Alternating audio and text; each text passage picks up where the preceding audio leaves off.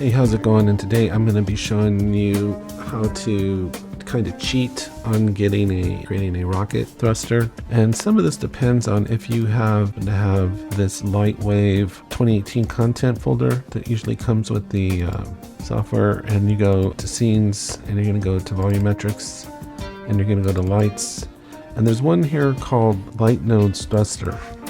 It's already built for you. What I would recommend doing is, even though it's built for you already, I would recommend reconstructing it just so you understand what's happening, because this is a really creative use of a spotlight, and it's just using nodes. Absolutely fantastic how they've done this. So let me see. I'm going to just match my perspective here real quick, and I'll just show you a couple little things that I picked up deconstructing this stuff. So these sample files are really something. That's cool. Now, one of the things it uses is whoever did this has sliders on it.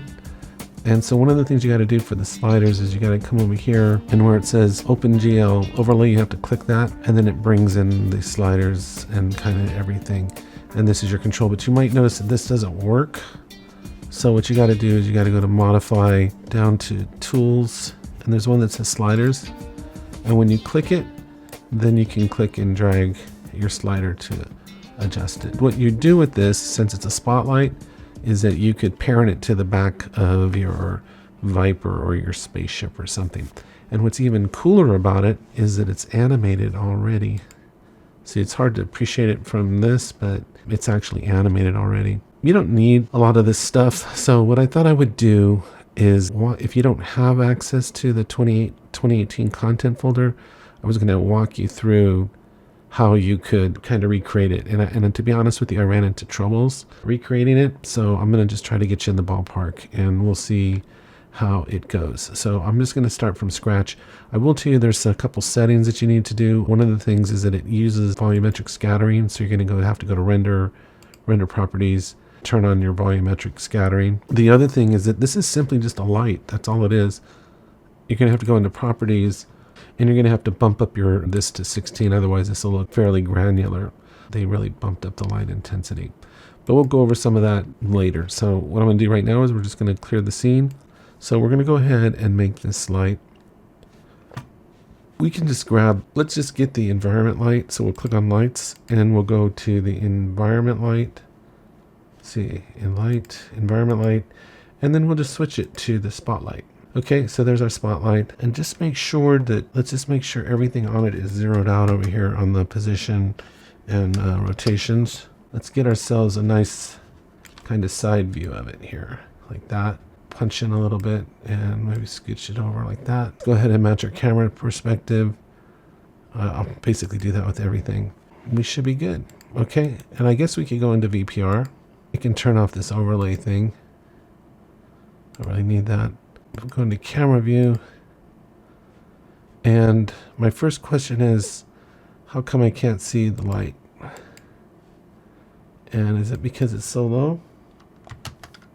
50. Maybe we need to turn on the volumetric. So let's go in here and turn on the volumetric scattering. There it is. Okay. And then we'll go into backdrop and just turn it off, the backdrop. Okay, so there's I think you know what it is the distant, which light is this? Let's go ahead and get rid of that distant light. I think that distant light is causing a problem. There we go. Okay, so now we just have the spotlight on. Okay, and then if you'll notice, if we go into properties, if you adjust, we could go ahead and put that at 16, but you'll notice if we adjust this, you can actually use it to play around with some other stuff, right? Like maybe it could be a meteor or something. You know, there's a lot of stuff, you know, it kind of looks flame-like there. So once you got all that set, you got the volumetrics on, you just got your spotlight. All you got to do is come into properties, and you're going to go into edit nodes.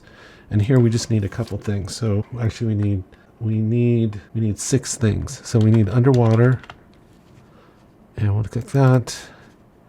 This is an animated effect, by the way. The only thing that's animated on here is one of the turbulences. So we go turbulence 3D once, twice. We need 2 of those. And then we're going to need the mixer. Then we're going to need just a straight color.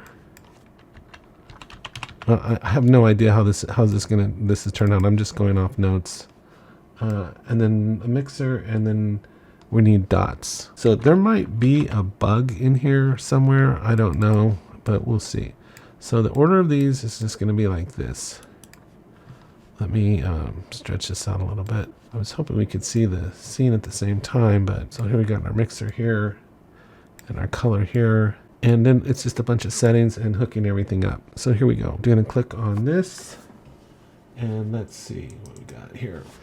Very specific on the colors. So we're going to make this a blue. We're going to click here, and the color here is going to be 000, and you can hit tab, and then 039, hit tab, and you can go 152. And that's kind of a nice blue color there. Go OK. And then we're going to go to the foreground color, and I'm going to make that a blue too. Double click.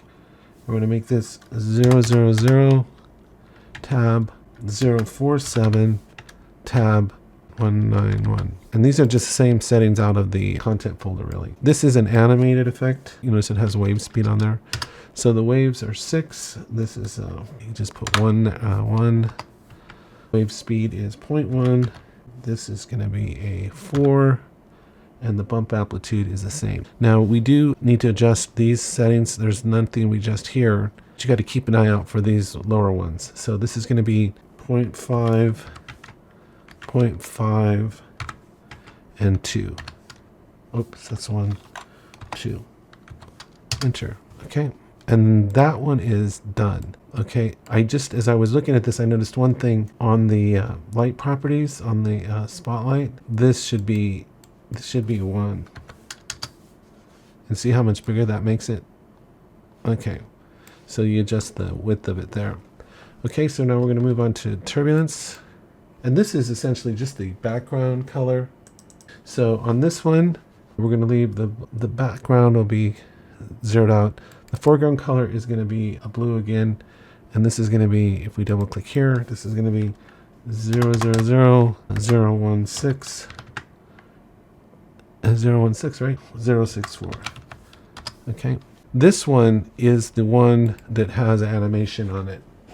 So this is the one that's actually going to add to the sense of the effect actually moving. So let's just adjust these things here. It's a 1 for small scale. It's going to be 100% here for frequencies. It's a 3, 100%. And again, we're going to adjust the scales to go properties, and I'm going to go into edit nodes. And this is what I was saying, is this one is animated. So this is going to be 0.5, right? 0.5. I'm kind of in the dark right here. Okay. And then just a 2 here. A 2. Okay.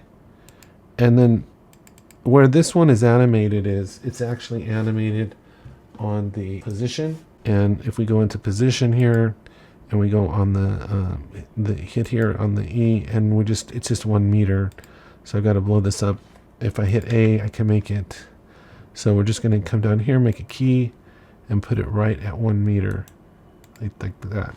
You can soften that up, line up a little bit. So that's on this one, all of them are just scale. This one's position, and that's it. And then this one, one of them, I think this is one has fall off, and you'll see we'll have to play around with this one to get things to work correctly.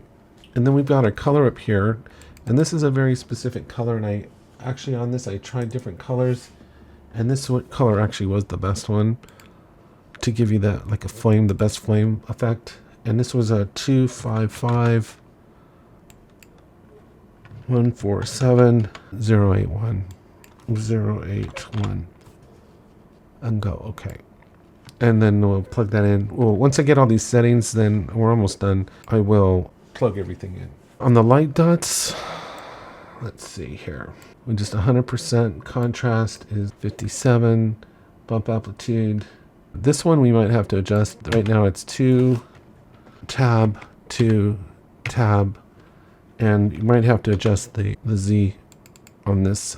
And then for the fall off, this is going to be 100%, 100%, and 20%. And that's it for that. The last one really is this final turbulence. We don't have to worry about the foreground colors on this. This is just going to be normal, Let's see, it's going to be a 1. The contrast is going to be 100.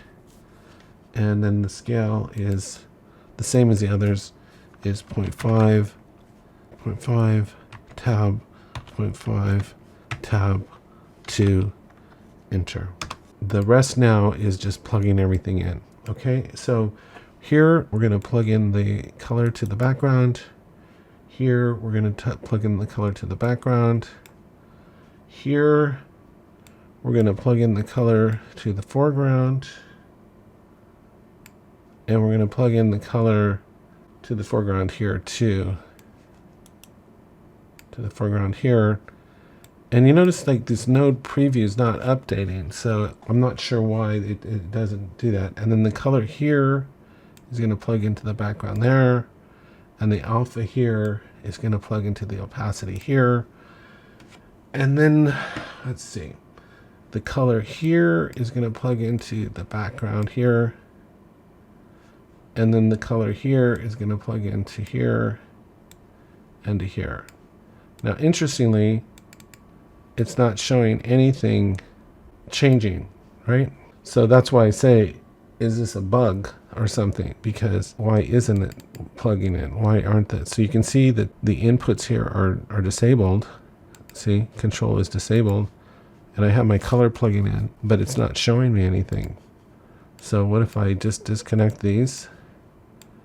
And what if I put this color in here? I'll just put this color in here and see if that works, what that does. So that's why I say it might be a little buggy or something. Now right now, let me just cancel this. What color is this? Okay. Oh, you can't do it at the same time? Okay, 255, 147, 247, oh, 147, 18. Oh, see, now you see the colors there. 147. We're 255, 147, 18. Okay, and I go okay. And then now you can see the colors there, right? And then it's the same thing here. It's the same. We can disconnect. We can add in the foreground color here. 255, tab 147, 18. And go okay. Because that's all this is doing, right? Why isn't this mixer updating? And that's what I don't understand. So this looks exactly right, except for the background here. So now if I plug, what happens if I just delete this? Let's see. What happens if I just put the color in here and the color here? What do we get? Oh, well, that's really interesting, isn't it? You're getting kind of this capsule-y looking thing. So now look at this. Watch this. If you come over here into the dots and we come into the scale, watch what happens when you increase this. See how it's starting to look more flamey? But the only thing is that this doesn't look right, right? So I don't know why that. What happens if I turn my perspective here? Hold on. Let's see if I rotate this more like that. Let's see what that looks like. So you can kind of start seeing how you're getting kind of a flame look, and it's animated too, by the way. I should mention that. If I were to animate it, this would look like it's moving. This flame would look like it's moving. But this isn't quite the effect. And then look, if you go here to the properties, if you adjust the cone thingy here, you can bring it down. Well, actually not that bad. You know, except for this white part here. So that's pretty much it. I don't know why. You can expand this. You can play around with this. Just make sure your samples are up, because it's going to be look better. That actually doesn't look half bad. You know, as a thruster on a jet or something. And so that's basically the setup of it. I don't know why, if, you know, it's really weird. What would happen if I put the mixer in? I don't think I don't think it really matters, to be honest with you, other than it shows a picture of, I mean, let me try it again. Let me try to add the mixer here. So I think, I'm not 100% sure, but there might be, there might be a bug. Oh, see, I don't know why it's working now, but see the difference? Okay, so now that's working. I don't, but this is what it looks like. But now this has got to go into here. See what that looks like. Yeah, that is, pretty much it. This picture that you're seeing here is the same picture you'll get. I mean, this is the final result of putting all these nodes together. Looks like that. Your final image looks like this, then you're basically got the same effect. Okay. So, which is definitely looks like a thruster. I mean, it really does. That's kind of how you can recreate it. The super easy way would just be to get the sample file and just use the sample file. I think it's important to try to recreate it yourself. Now let's see what happens if I plug the foreground color in. Now, is that going to be working? Let's see, foreground color. Yeah, so it's interesting, right? I don't know what is causing that because now these controls are disabled, right? But it looks like it's accepting the color that it's supposed to be. So the only control you need to mess with is this one. Watch what happens on this. Okay, like, is that the control right here? Okay, watch this. If we put a 2 in here, look what happens. Isn't that interesting? Because this is where I was getting messed up. I saw these bubbles and I was like, well, how am I going to fix that? And then I realized that's along the Z. And then I thought, well, what if I just started extending this out? So I just started bumping up this on the Z, which is different. And I thought, well, it's starting to look like the flame. And then I got up to like a 5 and I could still see this. And then I went up to like an 8. You don't see the other ones and you've got your flame. To be perfectly honest with you, this looks great. You can't appreciate it maybe from your screen, but as far as like a flame coming out of the back of a jet, I mean a space engine or something, that looks very good. That's how you can do it. I hope you found this helpful.